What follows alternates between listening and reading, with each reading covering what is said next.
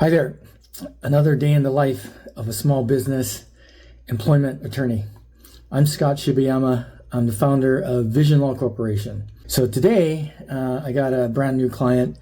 Actually, it's a trust and the trustees who have to act on behalf of the trust, right? So it's not your typical small business, which is what my firm focuses on. But I think all you small business owners out there want to pay attention, or really anybody, whether you think you're an employer or not. If you're caring for elderly, let's say parents, mother, father, in this particular case, the son had a mother with Alzheimer's. Son's the trustee, of course, of the trust. And son, the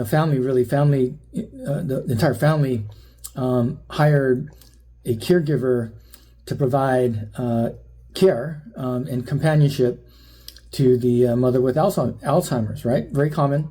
Going to be growing with the baby boomers aging. More of this is going to be happening. And this is a quite esoteric and very strange area of employment law. And even as an individual, or in this case, a trust that's hiring this worker, whoever's hiring the caregiver, I should say, whoever's hiring the caregiver is actually the employer. So in this case, the trust is the employer. And of course, the trustee has to sign on behalf of the trust, though, to employ this caregiver. So what was the deal? They started off, they thought this is fine. They looked at a caregiving website online and got some pricing kind of comparisons there. And based on that, decided to pay this person $1,000 a week. It comes out $52,000 a year, right? It seems like pretty good sum of money to watch over somebody. But did not realize they are, in fact, under California law, an employer of the caregiver, or at least that the trust is in this case. But if there's no trust, the human beings, the mother would have been the employer, for the employee. But anyway, they are an employee is the main point.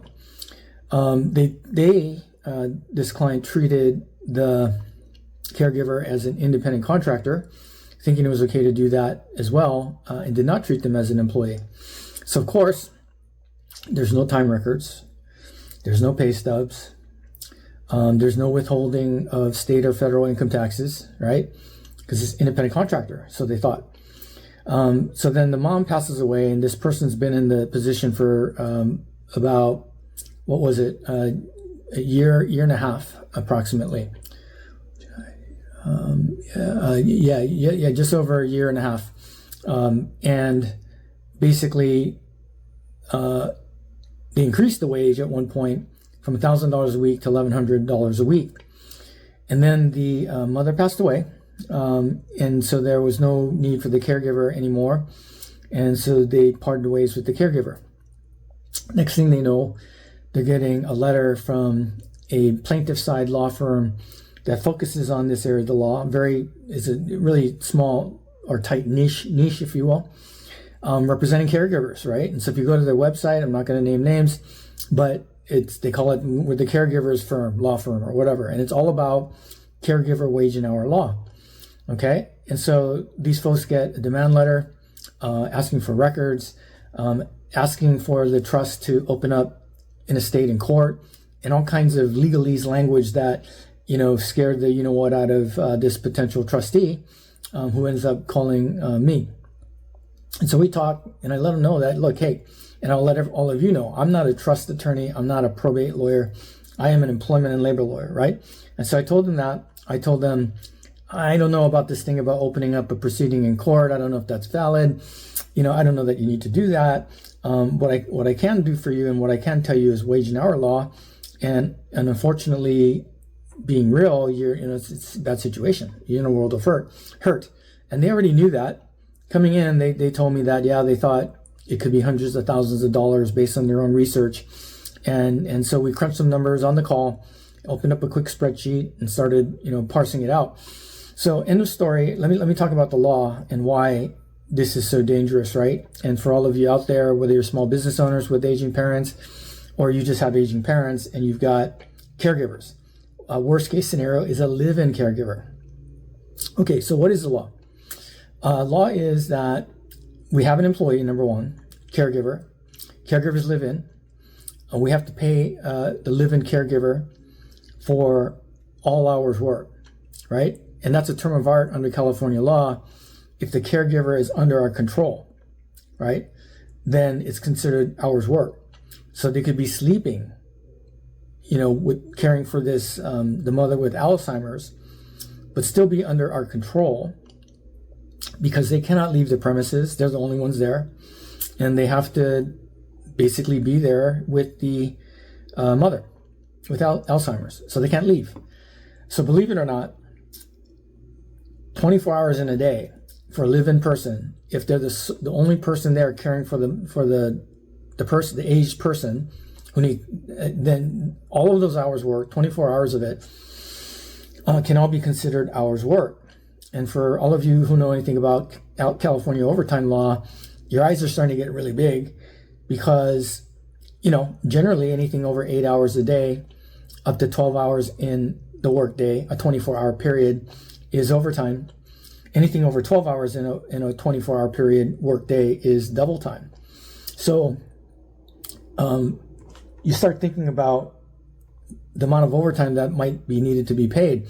But then you're also thinking, and I should say, but for caregivers, personal attendants, there's a special rule, right, that says if you can meet the definition of a personal attendant in caregiver law, right, that the overtime is only anything more than 9 hours in a day or over 45 hours in a work week. So in reality, all of you who have hired caregivers have a softer rule in terms of overtime. Instead of paying overtime up to 12 and then double time for everything after 12, you're just paying straight overtime for everything after 9 or anything over 45 hours in a work week. Time and a half, no double time. And so how do we go about getting our brain wrapped around how this all works? I mean, they're paying $1,000 a week, right? 7 days in a row, a week.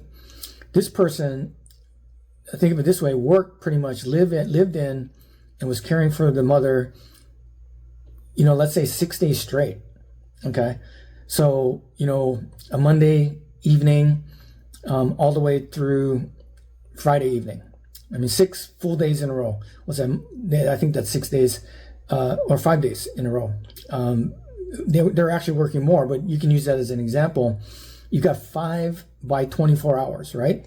And that's a lot of hours. I think it comes out 120 hours or so, right, of hours worked. Why? Because they were under the control of the employer of their trust on behalf of the mother, and they had to be there the whole time. They were there alone, and so that it's all considered hours work. And so what did this $1,000 a week cover? Under California law, it only covers 8 hours in a day, 40 hours in a work week. So if you take $1,000 a week divided by a standard 40-hour work week, you get $25 an hour. Okay, and that we call that the regular rate of pay upon which overtime must be calculated. And so you're thinking you're paying $1,000 a week for 120 hours, when in fact you're only paying for 40 hours at $25 an hour. So if they worked 120 and you only paid them for 40, then the rest of that 80 hours is overtime at $25 an hour times 1.5, and comes out whatever number it is per week. It's a large number, right? 120 hours times 37.5, right? 1.5 times 25 is a large number. I mean, you can run the math while you're listening to me. I think over $3,000, I think, right? So we ran quick spreadsheets for this person, and actually his wife was on the phone call too. And all said and done, we roughed out quick overtime numbers for the period of time that she worked there, and there was some relief. Sometimes she had some relief. People came and relieved her so she could leave for a couple of days at a time. And so factoring all that in, even for a year and a half, it came out, is that right? Yeah, no, almost 2 years, but year and a half to 2 years, came out $277,391 in overtime based on our math. And this couple was not surprised. They kind of were ready. They knew that it was going to be a big number. And, for us, it's all about damage control at this point, because they figured out what the law is. They figured out they were in the wrong. They figured out they owed all this overtime. And I think, I mean, it was better than the typical situation. Its typical situation is people's minds are blown. They have no idea that this is the way it works for caregiver law. They have no idea how bad it can be for live-in, right? It's different if they're not live-in. But disaster if it's live-in, no time records, right? No carve out of sleep time, and nothing. So it's horrendous, really. I mean, think about it. If you're just an individual husband and wife, trustees of the trust, and you're thinking you're going to get the benefit, you're also beneficiaries of the trust, think you're going to get the benefit of the trust assets, and now you get this huge potential wage and hour claim against the trust, eating into your potential, eating into what you would otherwise get as a beneficiary. All right, so what else is there to talk about with respect to that? I think that is pretty much it, and I suppose I'll repeat that this is a very narrow, very specific area of the law, very unique overtime rules for caregivers.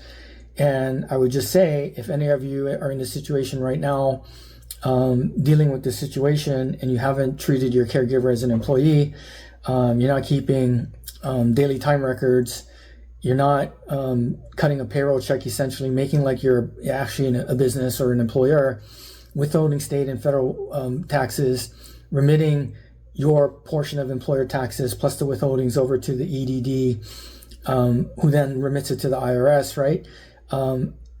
I wouldn't say just immediately start doing it, but I think you ought to call an employment and labor lawyer to figure out how you're going to extricate yourself from this pretty challenging situation. I shouldn't give out any kind of specific advice as to how I might deal with that, because it's not about advice. It's meant to be mostly, not mostly, it's informational, right? That's my legal disclaimer. It's meant to give you guys a flavor of what my daily life is like, so that hopefully you guys can avoid being in my daily life, right? Calling me on the phone with these sort of problems.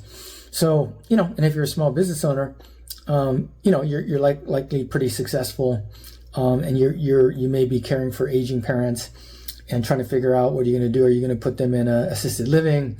Most people want to stay at home, of course, according to the research, and who wouldn't? But if that's the case, who's caring for them? Is it somebody you're paying money to? And if it is, they're your employee, just like the rest of your employees, and you should treat them as such. Okay, I think that's enough for today. If you want to learn more, you can find us at visionlaw.com. Aloha for now.